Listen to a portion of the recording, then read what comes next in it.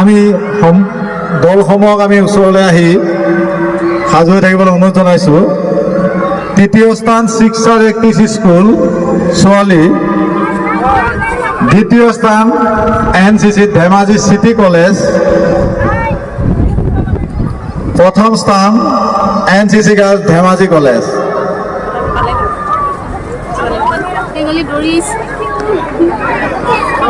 এটা তৃতীয় স্থান শিক্ষাৰ একত্ৰিশ স্কুল কামাণ্ডাৰ তন্ময়ী বৰা ছোৱালী শাখাৰ তৃতীয় স্থান।